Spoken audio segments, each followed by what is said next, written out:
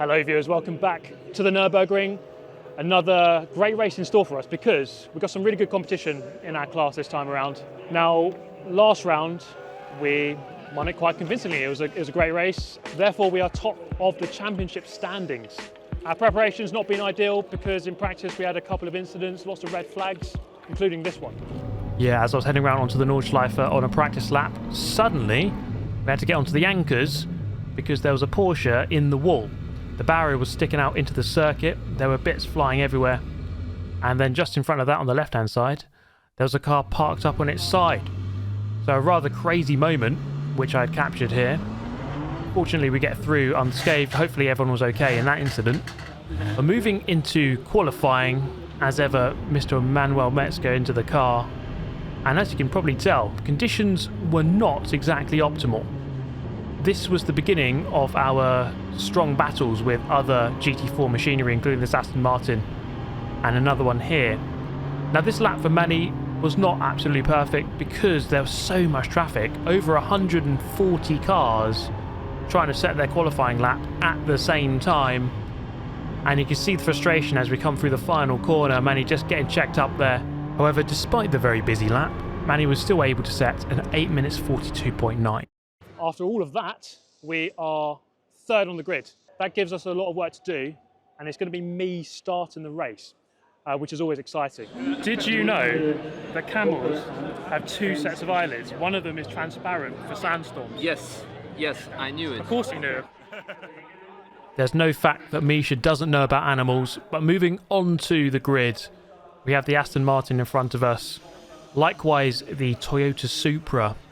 And then the 187 would give us a really good battle in this race, alongside the 158 driven by Samantha Tan and her teammate Neil Verhagen, a gold-rated BMW factory driver. And so some really good competition up against us here. We do our best as we pull away onto the rolling up lap, and then eventually the start of the race. Now I don't actually get the best launch here, with quite a lot of ground lost to the cars in front. Not an immediate disaster because the cars immediately surrounding me were GT3 cars or Porsche Cup cars, and so we can kind of effectively lose positions to them. Now we're actually going to gain a position here. We started third, we're going through turn 2, one of the Aston Martins in front of us in class gets tipped around into a spin, loses control and the position. And so that was an easy one. Not really having to do any work to gain second place there as we head through the Grand Prix loop for the first time. Just really trying to nurse the car around here, make sure we don't kill the tyres too early, and also just be mindful of the faster cars around us, as we have actually the Toyota Supra well within sight here. In front of the Audi R8 that's just in front of us there is the lead of our class, and so we have a visual aim here of trying to get into the lead of class. Now the Porsche Cup car goes through. We also have an Aston Martin GT3 car in the rearview mirror trying to get past, and they're going to do so here on the exit of Bilstein corner. Coming down the back straight, we're going to give them space, and this kind of sets the tone for the next couple of laps, because if you look in the rearview mirror you can see the number 158 driven by Neil Verhagen, gold rated driver, and this is going to be a difficult couple of laps under serious pressure.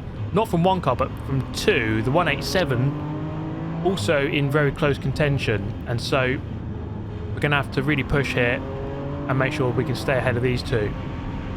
So coming down onto the Nordschleife for the first time, up behind the Aston Martin into Arenberg. The Toyota Supra that was ahead of us really didn't have great speed at this point in the race. You can see him there getting a really poor run off the corner, and that's going to be the lead of the race, moving up into first place after maybe about 2 minutes of racing, and we'll take that for sure. Now the two cars that were immediately following me there, the 158 and the 187 BMWs, kind of get caught up behind the Supra for a while, so this gives me a chance to just try to pull away, give myself some clear air, and not have to worry about defending for the time being as we head down the hill. Late on the brakes here, coming off the brakes to roll the speed through, and then a difficult uphill right-hander here, but crucial, as pretty much every corner is. on the Nürburgring. End of the first lap. Pretty successful one, I would say. First place out of 9 in our class. And you probably sense in the rearview mirror there isn't anyone immediately there, and so we have some space. However, halfway through the lap, the number 158 began to appear looming large in the mirror once again, and I just knew that this guy had really good pace and it was going to be really difficult to try and keep him behind. But of course on the Nordschleife it's always possible. At the end of lap number 2 begins a really cool battle between the two of us. I knew that this guy was probably quicker. However, if I could keep him behind on the Grand Prix loop, then he'd probably be stuck behind the Nordschleife as well, and that would slow down his progress. As we don't know what his teammates are like, I don't know how quick his teammates are, and so if I can slow him down, this could come in crucial towards the end of the race. So just parking it on the apex, not giving him any chance really of trying to get the undercut. However, here gets a really good run. Looks to the inside, and I thought that would probably be that. However, we keep the brakes nice and late. He does have the inside, but that's going to turn to the outside for the next left-hander. And so he's probably getting rather frustrated here and he can't get through. But we're just doing our job, sitting on the apex, keeping the position the best we can, and just trying to delay the inevitable. Now it's a drag race down the back straight. That car, the 158 there with really good power. As we head towards the chicane, he's going to have to back out here and settle back into the rearview mirror for the time being. And that is pretty much job done, at least for this lap. As we come through the chicane, we're going to just keep it slightly narrow here. Last corner onto the Nordschleife, and he's not able to get through. He might send one here into Sabine Schmidt's curve, opts against it, and I would say that is a pretty successful defence. Now, each stint is about 6 or 7 laps, and so it's going to be really tricky to keep him behind at this rate, because I think he's got a good advantage of at least a couple of seconds per lap. On the Nordschleife, you can definitely nullify someone's advantage if they're in the same class, and especially if they're in the same car as well. Now you might have spotted there's going to be a Porsche Cup car coming in to join the party. That's just going to slow the pair of them down, as Neil there has to just check up to allow the Porsche through. But it wasn't long before he was back on my tail once again, heading up the hill, getting really, really close. This is always a good overtaking opportunity, but it didn't quite work out for him on this occasion, and so we had to just remain behind. Until this, coming out of a code 60 on the Dottinger, the very long straight at the end of the lap, just gets a really good launch, bit of slipstream as well, and is easily able to get the move done. I tried to tuck back into the slipstream. Can we get the pass done once again and retake the lead of the race? It's quite a long straight.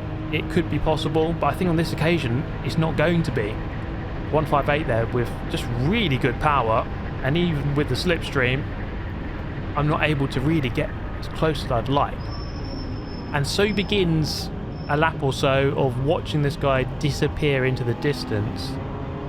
A very experienced driver, and so not able to quite keep with him for the time being. As you can see here, even halfway through the Grand Prix loop, about a second or a second and a half, maybe even 2 seconds have been dropped to Neil. As Jimmy watches on, just watching that gap open up slightly. I'm now going to bring my car in to the pit lane at the end of 6 or 7 laps of racing. Still a solid stint, still in second, and not too far off the lead. We can hand over to Jimmy, who can continue the battle.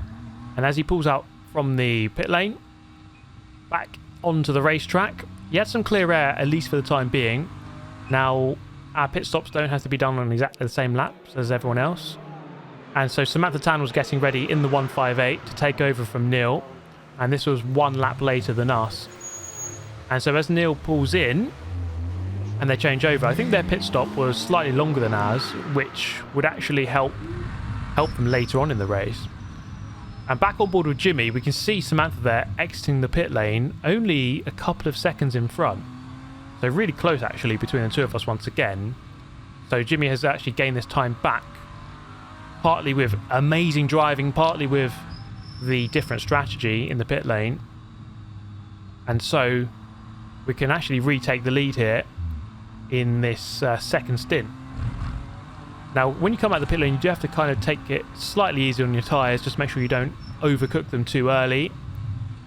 And so the gap is coming down incredibly quickly here. Jimmy is going to surely get this move done, and that's going to be the case because coming through this left-hander, he's just going to keep the throttle on a little bit longer, keep the speed, keep the momentum, dive towards the apex, and get first place back. That was a good stint, I think. You know, from third up to first, and then yeah, Neil went past. He was super quick. There was no chance of keeping up with him, but we're back in the lead now actually. But it's that BMW who is just behind me in second. I think they're the ones to watch out for because they've got a lot of pace on their tyre at the moment. They're actually gaining at the moment. So we're in the lead. It's looking good, but at the same time, there's also cars coming at us. So we'll see how this one goes. Jimmy was continuing to push and open up the advantage. The number 158 Samantha Tan car had actually suffered a puncture in this phase of the race and actually dropped down the order. We were still 21st overall and first in our class as Manny was getting ready for his stint. And so as Jimmy pulled in, roughly 2 hours into the race, so halfway in, we were comfortably in the lead.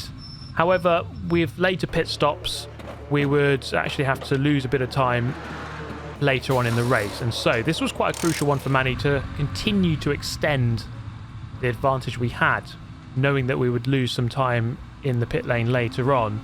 You can see just how busy it was. 140 cars on the track, and sometimes they all converge on each other at the same time, making for a very busy circuit. All right, guys, we're about 3 hours into the race. 1 hour to go. We are in the lead. It's looking good. We have Misha to go out for 1 more hour. But the other teams have done more pit stop time than us, so they're going to gain a little bit there. So this one certainly is not concluded. We really don't know how this one's going to go right till the very last lap.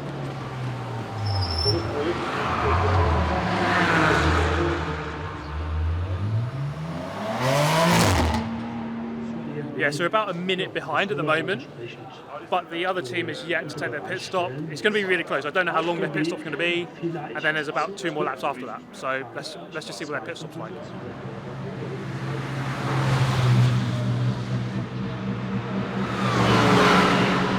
They just came in, yeah. So we are in the lead, but it will be close. Sven said it will be very close. And we've still got 2 laps. 2? Yeah, Manny's just sent a message. We've got a 3-second lead with 2 laps to go. This could be close.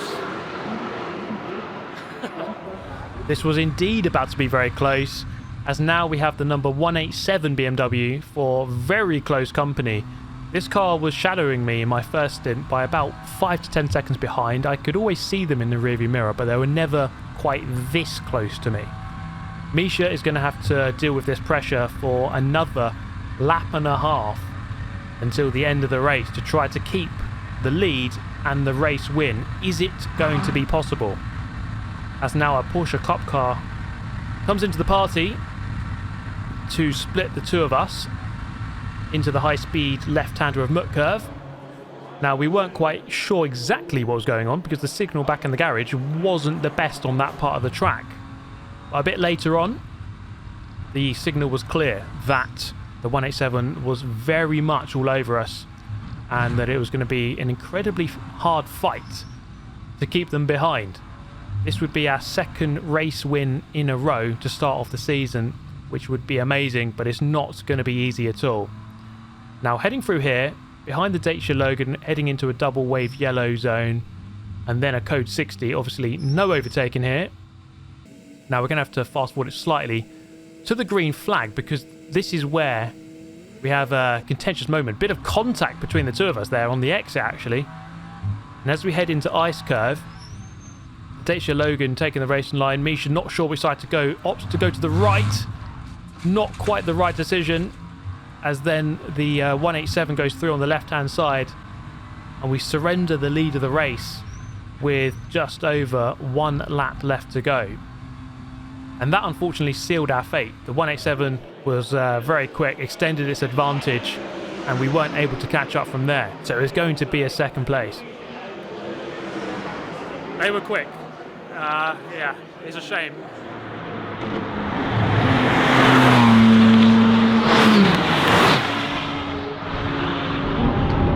That was so close, honestly. That could not have been much closer. It was close. Ah, fucking it was close. That was like 3 seconds or something at the line.